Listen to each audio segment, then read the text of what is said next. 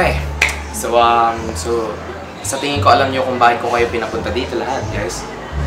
Nandito kayo dahil sa isang comment na nasabi ni Manny tungkol sa mga LGBT members. Nag-cause na ito ng isang malaking controversy kaya kailangan na natin pag-usapan to, guys. Okay, unang-una, hindi ko sinabi na masama maging bakla. Sinabi ko na mali yung same-sex marriage. Eh kasi Manny, hindi po Manny, Manny. Wala akong gusto sa Manny mo. Inasar mo pa rin ang isa sa mga pinaglalaban namin mga LGBT. At yun ay makasal. Tama! Pero mali yun. Nakasabi nga sa Biblia, Leviticus chapter 18 verse 22. You shall not lie with a male as one lies with a female. It is an abomination. Masama daw yun.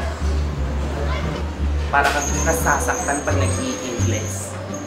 Yes, pero nakasabi din.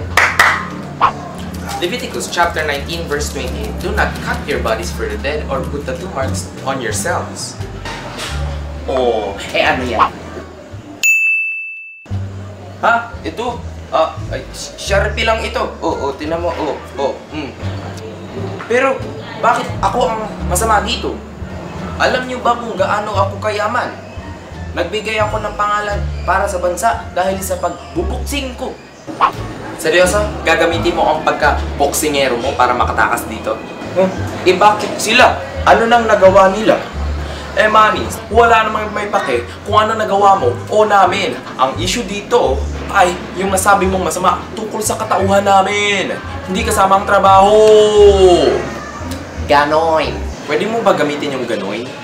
Bakit naman hindi? Di ba kay main yun, yung sa Manny kasi, alam naman namin na nag-sorry ka na, okay na yun.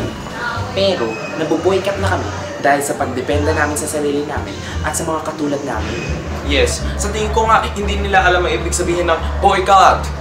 Yeah, akala ko nga yun yung tawag sa gupit mo, Tito Boy. Boycott? You gets? No, okay. Okay.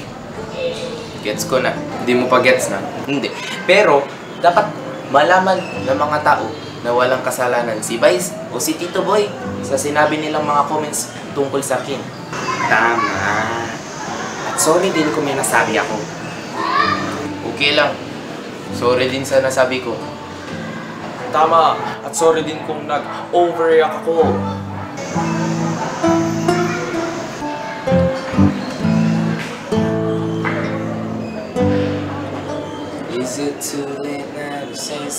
Pag kinanta mo yan, mas masahol ka pa sa hayop.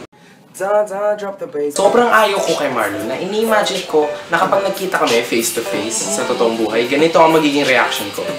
Hi guys, tag niyo po yung... Yeah, ganun.